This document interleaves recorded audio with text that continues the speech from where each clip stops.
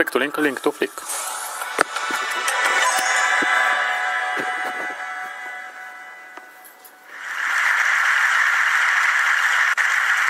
I come to you today to speak of liars, lawsuits, and laughter. The first time I heard about Holocaust denial, I laughed. Holocaust denial? The Holocaust, which has the dubious distinction of being the best documented genocide in the world. Who could believe it didn't happen? Think about it. For deniers to be right, who would have to be wrong? Well, first of all, the victims, the survivors, who have told us their harrowing stories. Who else would have to be wrong? The bystanders, the people who lived in the myriads of towns and villages and cities on the Eastern Front, who watched their neighbors be rounded up, men, women, children, young, old, and be marched to the outskirts of the town to be shot and left dead in ditches. Or the Poles, who lived in towns or villages around the death camps, who watched day after day as the trains went in, filled with people, and came out empty. But above all, who would have to be wrong? The perpetrators. The people who say, we did it. I did it. Now maybe they add a caveat. They say, I didn't have a choice. I was forced to do it. But nonetheless, they said, I did it. Think about it. In not one war crimes trial since the end of World War II has a perpetrator of any nationality ever said it didn't happen. Again, they may have said I was forced, but never that it didn't happen.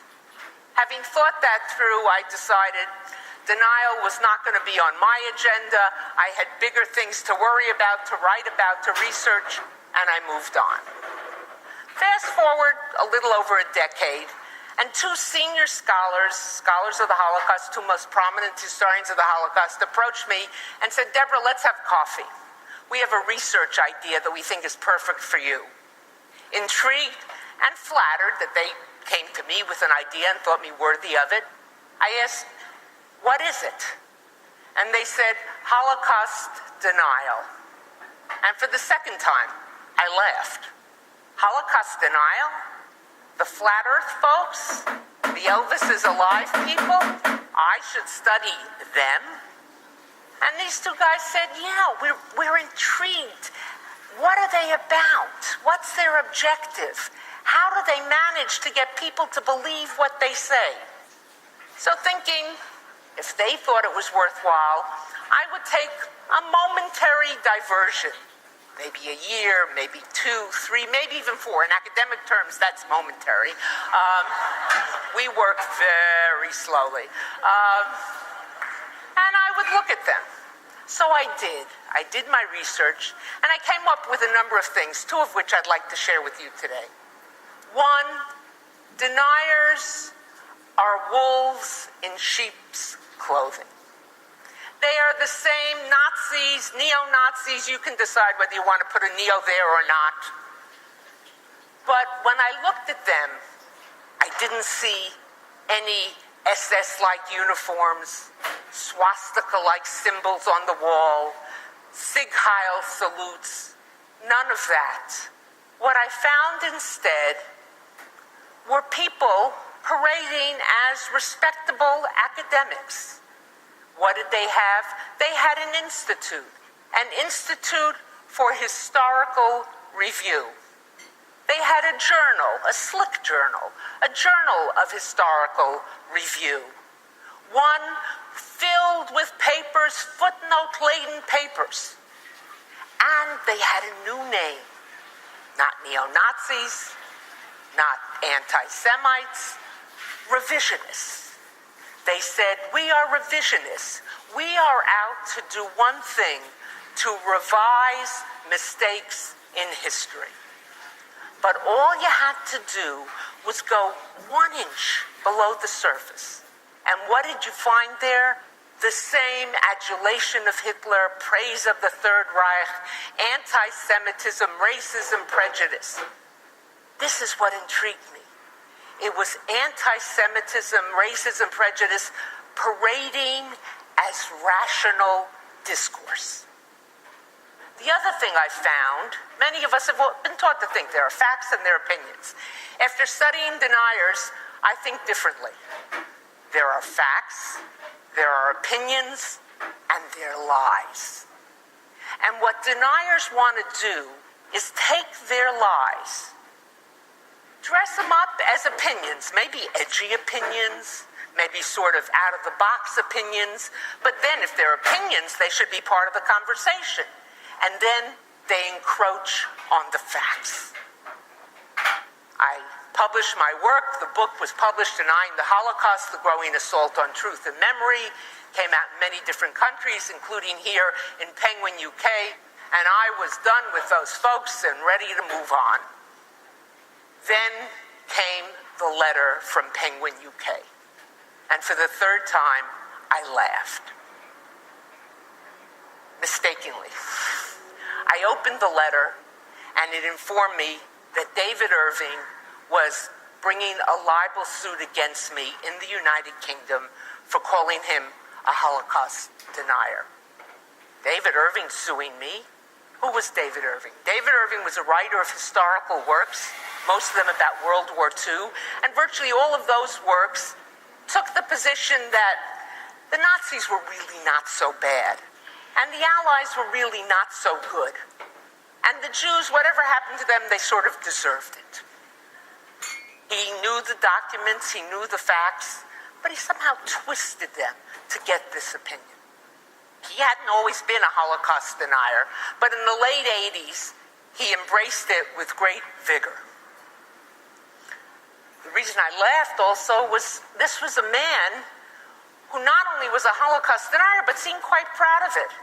Here was a man, and I quote, who said, "I'm going to sink the battleship Auschwitz." Here was a man who pointed to the number tattooed on a survivor's arm and said, "How much money have you made from having that number tattooed on your arm?" Here was a man who said, "More people died in Senator Kennedy's car at Chappaquiddick than died in gas chambers at Auschwitz." It's an American reference, but you can look it up. This was not a man who seemed at all ashamed or reticent about being a Holocaust denier. Now, lots of my academic colleagues counseled me, Deborah, just ignore it. When I explained you can't just ignore a libel suit, they said, who's going to believe him anyway? But here was the problem. British law put the burden of proof on me to prove the truth of what I said, in contrast to, as it would have been in the United States and in many other countries, on him to prove the falsehood. What did that mean? That meant if I didn't fight, he would win by default. And if he won by default, he could then legitimately say, my David Irving version of the Holocaust is a legitimate version. Deborah Lipstadt was found to have libeled me when she called me a Holocaust denier. Ipso facto, I, David Irving, am not a Holocaust denier. And what is that version? There was no plan to murder the Jews. There were no gas chambers. There were no mass shootings. Hitler had nothing to do with any suffering that went on. And the Jews have made this all up to get money from Germany and to get a state. And they've done it with the aid and abetance of the Allies. They've planted the documents and planted the evidence. I couldn't let that stand and ever face a survivor or a child of survivors. I couldn't let that stand and consider myself a responsible historian. So we fought, and for those of you who haven't seen Denial, spoiler alert, we won.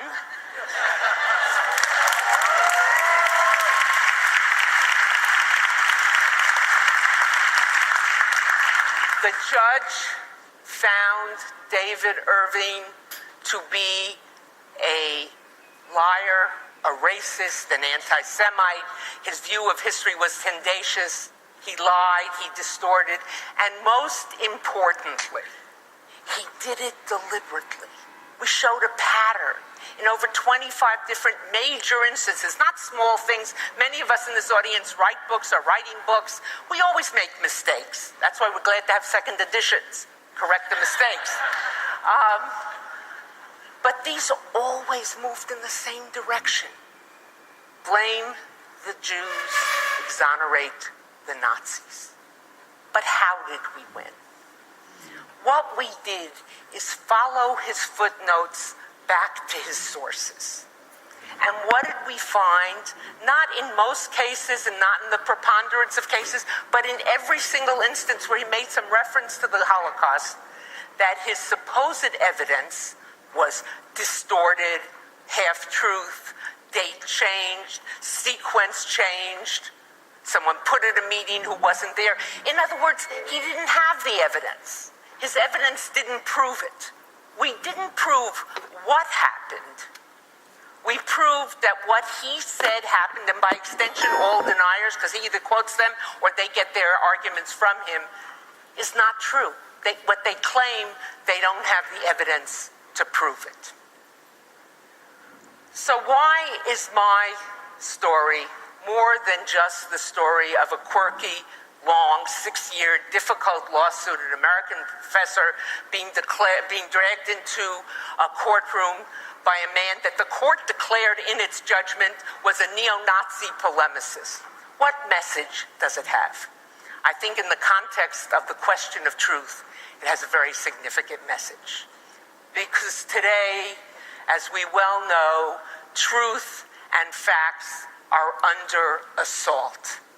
Social media, for all the gifts it has given us, has also allowed the difference between facts, established facts, and lies to be flattened.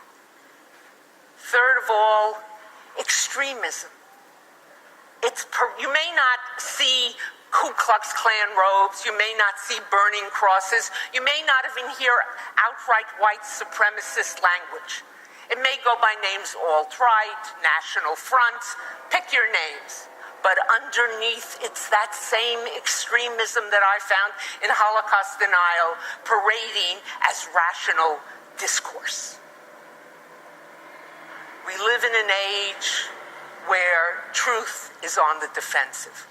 I'm reminded of a New Yorker cartoon, a quiz show recently appeared in the New Yorker, where the host of the quiz show was saying to one of the contestants, "Yes, ma'am, you had the right answer, but your opponent yelled more loudly than you did, so he gets the point." What can we do?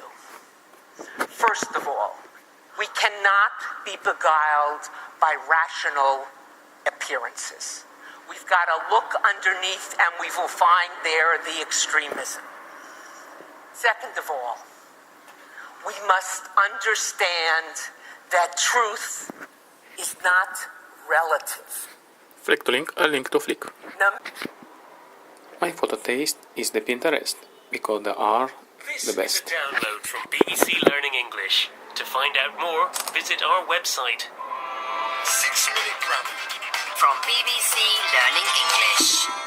Hello and welcome to 6-Minute Grammar. I'm Callum. And I'm Catherine. Hello. In this programme, we're talking about the definite article with abstract uncountable nouns. Yes, we'll explain what that all means. And we'll end up with a quiz to see if we've done a good job. No pressure then. Indeed. To start with, let's just remind everyone about the terms we're using. First, there's the definite article. What's that, Catherine? The. The what? Just the. Just the what? You're doing this on purpose, aren't you, Callum? The definite article is the word the.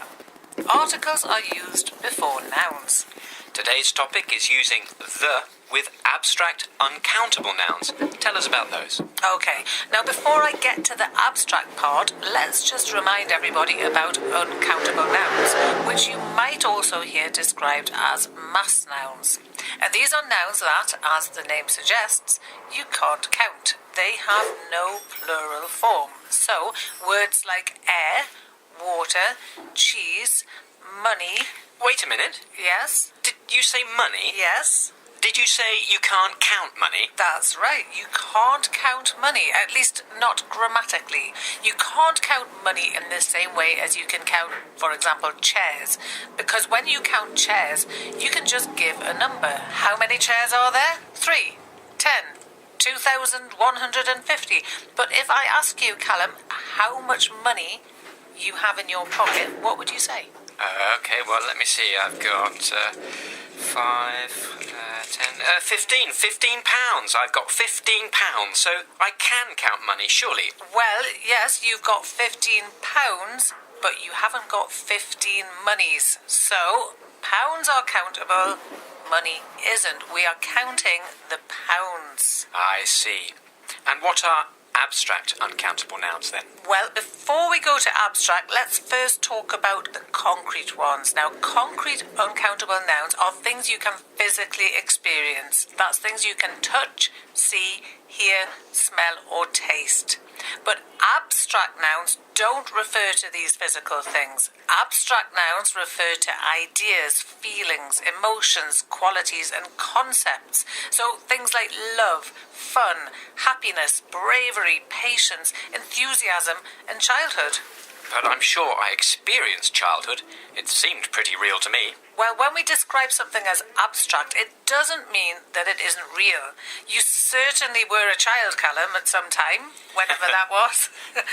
But the period of time when you were a child, all the experiences that you had when you were growing up aren't physical things. Together, they make an idea or a concept that we call childhood. 6-minute grammar. From BBC Learning English. Today we're looking at using the definite article with abstract uncountable nouns. We've defined our terms, so now let's look at how these two go together. Catherine, can we use the with abstract uncountable nouns? Well, Callum, it depends on the context. If we're talking about something in general, we don't use the definite article. Here's Finn with an example. It can be difficult to find happiness. And the abstract noun there is happiness. Here we're talking about happiness in general. We don't use the definite article. Now, compare that use of happiness with this one. I can't express the happiness that I felt when my son was born. Okay, now in this case, are we talking about happiness in general? No, we're talking about a specific time, a particular moment when there was happiness. Right, so in this case, because it's referring to a particular time, we do need to use the definite article. And note, after the noun the happiness, there's a phrase that points to the exact time being described. And in this case, the phrase is that I felt when my son was born. Exactly. And that phrase is a defining relative clause. When there is a defining relative clause following an abstract uncountable noun, the chances are the noun will have the definite article in front of it. So we know that the definite article the is used with abstract uncountable nouns when we are talking about a specific example of that noun. And when we're talking about that noun in general, we don't use any article. I think it's time for a little quiz. Listen to each sentence and decide if the use of the article is correct or not. Finn, number 1, please. I've got a lot of the ambition. And that one is not correct. Ambition is the noun, but it shouldn't have the definite article. Next one, please, Finn. He had the confidence that is needed to sing in public. That is correct. The noun is confidence, and as the particular example of confidence is defined, we do need the. Last question, please. Love is all you need. Of course, that one is correct. Love is the noun, and it refers to the idea of love in general, so no definite article. Well done if you got all those right. That's all from us today. There's more about this topic on our website, bbclearningenglish.com. Do join us again for more 6-Minute Grammar. English.com. Hello and welcome to 6-Minute Grammar with me, Callum. And me, Catherine. Hello. In this programme, we're talking about adverbs and where they should go. Catherine, remind us what adverbs are. Certainly, Callum. Adverbs are words or phrases that we use to give more information about verbs, adjectives, or other adverbs. We use them to express how someone does something or how something happens. In today's programme, we're going to focus on how they are used with verbs. Listen out for the adverbs usually, really, hardly, and ever. Here's Finn. I usually drive to work. I usually drive to work. I don't really like cheese. I don't really like cheese. I can hardly believe what happened at the concert. I can hardly believe what happened at the concert. Have you ever been to Scotland? Have you ever been to Scotland? Now let's look more closely at where to put the adverb. Adverbs can usually be placed in one of three positions. The first position is at the very beginning of the sentence, before the subject. Usually, I drive to work. The second position is before the main verb. I usually drive to work. And the third position is after the direct object or complement of the verb. I drive to work, usually. You're listening To BBC Learning English. Today we're talking about where to put adverbs when we are using them to give more information about verbs. We've seen that there are three positions where adverbs typically go. So is it the case that you can put any adverb in any of these positions? Callum, if it was that simple, it would be fantastic. Many adverbs can indeed go in any of these positions, depending on style and context. I feel there is a but coming. But, There it is. yes, that's not always the case. Some adverbs can't go in certain places, and some are more common in particular positions than others. And we also have to consider modals and other auxiliaries, questions and negatives. We do. So let's start with the verb to be. When the verb to be is the main verb of a sentence, we usually put adverbs immediately after the verb. He's always on time. I was never happy at school. When there is more than one part to the verb, where does the adverb go? If there's an auxiliary such as have or has in the present perfect, or a modal like can, will, should, and so on, the adverb usually goes after the auxiliary and before the main verb. You can never predict what mood he's going to be in. I've rarely seen him angry. I will always love you. And I'll always love you, Finn. Thank you. The same is true in negative sentences. The adverb will come after the negative and before the main verb. I've never visited Iceland. I've never visited Iceland. He can't even make a cup of tea. He can't even make a cup of tea. And what about questions? The same is true there. The adverb comes after the question word or auxiliary and before the main verb. Do you still live in the same city? Do you still live in the same city? Would you really like to come and stay? Would you really like to come and stay? Have you ever thought about emigrating? Have you ever thought about emigrating? Now, are there any places where you can't put an adverb? There are. Adverbs don't go between a main verb and its direct object. So, for example, could I say, I play very well tennis? Well, you could say it, but it wouldn't be right. Okay, then how about this? I play tennis very well. That's correct, though only grammatically. What do you mean? Well, actually, you play tennis awfully. That's true, actually. Not so sure. Yeah. 6-minute grammar. From the BBC. Well, we're nearly at the end of today's programme. Just time to take our quick quiz on this topic. You're going to hear some sentences, and you need to decide if the adverbs are in the correct place. Here's the first one. You always must remember to lock the door when you leave. You always must remember to lock the door when you leave. This one is not right. The adverb always should come after the modal must and before the main verb remember. Here's the next one. I have never learned a foreign language. I have never learned a foreign language. And this is correct. The adverb, in this case never, comes between the auxiliary have and the main verb learned. And the final sentence. She rarely is late. She rarely is late. This is not correct. The adverb rarely should come after the verb to be. So that's our introduction to the position of adverbs. Do check our website, bbclearningenglish.com, for more information on this subject. And do join us again for more 6-Minute Grammar. Goodbye. Bye.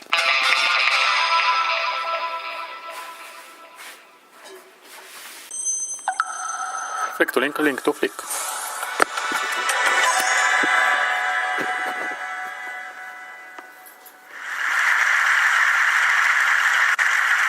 I come to you today to speak of liars, lawsuits, and laughter. The first time I heard about Holocaust denial, I laughed. Holocaust denial? The Holocaust, which has the dubious distinction of being the best documented genocide in the world. Who could believe it didn't happen? Think about it. For deniers to be right, who would have to be wrong? Well, first of all, the victims, the survivors, who have told us their harrowing stories. Who else would have to be wrong? The bystanders, the people who lived in the myriads of towns and villages and cities on the Eastern Front, who watched their neighbors be rounded up, men, women, children, young, old, and be marched to the outskirts of the town to be shot and left dead in ditches. Or the Poles, who lived in towns or villages around the death camps, who watched day after day as the trains went in, filled with people, and came out empty. But above all, who would have to be wrong? The perpetrators. The people who say, we did it. I did it. Now maybe they add a caveat. They say, I didn't have a choice.